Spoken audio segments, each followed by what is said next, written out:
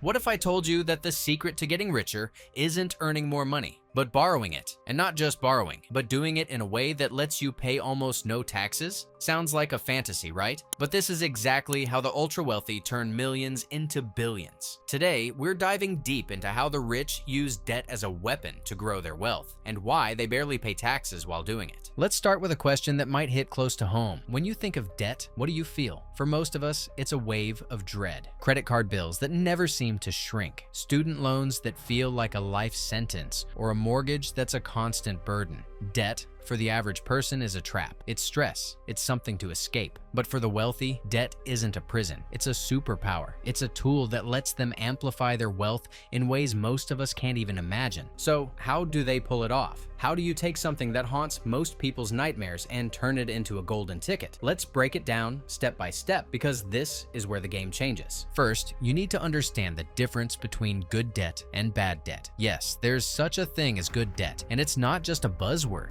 Bad debt is the kind most of us know too well. High-interest credit card balances, car loans for vehicles that lose value the second you drive them off the lot, or personal loans for vacations you can't afford. That kind of debt is a wealth killer. It's like digging a hole, throwing your money in, and setting it on fire. Good debt, on the other hand, is debt that puts money back in your pocket. It's borrowing to buy assets that appreciate over time or generate income. Think of a mortgage on a rental property, where the tenant's rent covers the payments and leaves you with profit, or a business loan that lets you expand your company and boost your revenue. The wealthy don't just use their own cash to buy these assets, they use debt to control more of them faster and on a larger scale. Here's where it gets fascinating. The rich don't just borrow once and call it a day. They borrow, buy an asset, let it grow in value, and then borrow again against that asset to buy even more. It's a cycle that snowballs their wealth at an astonishing rate. Picture a snowball rolling down a hill, picking up more snow, getting bigger and faster with every turn. That's what leveraging debt can do when you know the rules. Now here's where it gets really crazy. They're not just avoiding taxes today. They're setting up systems to legally skip them for generations. But doesn't borrowing mean paying interest? And doesn't interest eat into your profits? Yes, but here's the secret. The assets they buy often grow in value or generate income at a rate higher than the interest they're paying. Let's say you borrow at 4% interest to buy a rental property that appreciates at 7% a year and generates 10% in rental income. You're not just covering the debt, you're coming out ahead. It's like renting a house where the rent pays the mortgage and leaves you with extra cash each month. That's the power of leverage. Now, let's talk about taxes, because this is where the strategy goes from clever to jaw-dropping. When you borrow money, it's not considered income, so it's not taxed. That's a massive advantage right out of the gate. But it gets even better. If you're using debt to buy investment assets, the interest you pay on that debt is often tax deductible.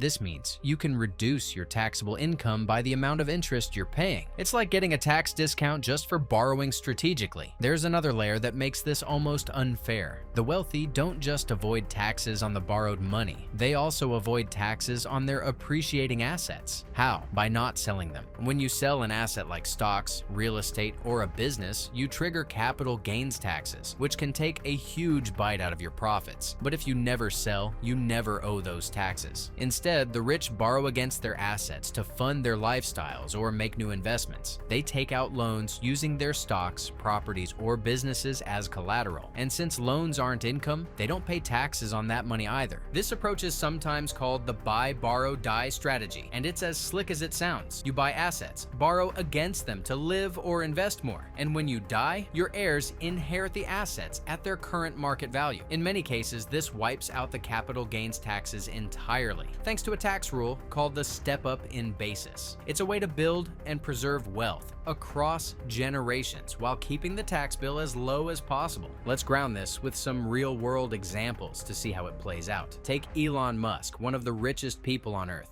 He doesn't take a traditional salary or cash bonuses from Tesla. Instead, he pledges his Tesla shares as collateral to secure billions in loans. Those loans fund his lifestyle, his investments, and even his side ventures like SpaceX, all without selling his stock and triggering massive capital gains taxes. It's a masterclass in wealth preservation. Jeff Bezos, the founder of Amazon, has used a similar playbook. He's borrowed billions against his Amazon shares to fund everything from his personal expenses to his space exploration company. Blue origin. By borrowing instead of selling, he avoids taxes on his unrealized gains and keeps his wealth compounding. It's like having your cake and eating it too. Real estate tycoons take this to another level. They buy a property with debt, let it appreciate, then refinance to pull out cash tax-free. That cash goes to buy more properties, which appreciate and generate more income. Rinse and repeat. It's how someone can turn a single investment property into a sprawling portfolio worth millions, all while paying minimal taxes. Meanwhile, most people are stuck saving what's left of their paycheck after taxes, hoping to maybe retire by 65. The rich, they're skipping that line entirely. But this isn't just for billionaires. Smaller investors can use these principles too. For example, a savvy real estate investor might buy a duplex with a mortgage, live in one unit, rent out the other, and let the tenant's rent cover the loan. Over time, the property appreciates and they refinance to buy another. It's the same cycle, just on a smaller scale. Or consider a small business owner who takes out a loan to buy equipment that increases revenue. If the revenue outpaces the loan payments, they're leveraging debt to grow. Let's take a step back and look at the history of this strategy, because it's not new. The wealthy have been using debt to build empires for centuries. In the early 20th century, industrialists like John D. Rockefeller used borrowed money to acquire oil fields and railroads, turning modest fortunes into dynasties. Today's billionaires are just modernizing the same playbook, using stocks and real estate instead of oil and steel. The principle remains. Debt, when used wisely, is a force multiplier. There's also a psychological angle to consider. Most of us are conditioned to fear debt, to see it as a trap. The wealthy, on the other hand, are taught to see it as opportunity. That mindset shift is part of why they pull ahead. They're not just playing with different tools, they're playing with a different rule book. Now, let's address the risks, because this strategy isn't a free lunch. Leveraging debt can amplify your gains, but it can also amplify your losses. If the value of your assets drops, you could end up owing more than they're worth. That's what happened to countless people during the 2008 financial crisis. They had leveraged their homes to buy more properties, and when the market crashed, they were underwater, facing foreclosure and ruin. Another risk is cash flow. If your assets don't generate enough income to cover the debt payments, you're in trouble. A rental property with no tenants or a business that's losing money can turn good debt into a nightmare. And let's not forget that this strategy often requires significant assets to start with. You can't borrow against nothing. The wealthy have valuable stocks, real estate, or businesses to use as collateral, which isn't always an option for the average person. There's also a deeper question here, one that sparks heated debate. Is it fair that the rich can use these strategies to sidestep taxes while the average person pays their share? It's 100% legal, but it's controversial. Critics argue it's a loophole that widens the wealth gap, letting the ultra-rich accumulate more while contributing less to public services like schools and roads. Others say it's just smart financial planning, and anyone with the means can do it. The truth? It's a system that rewards those who already have wealth, making it harder for others to catch up. So why should this matter to you?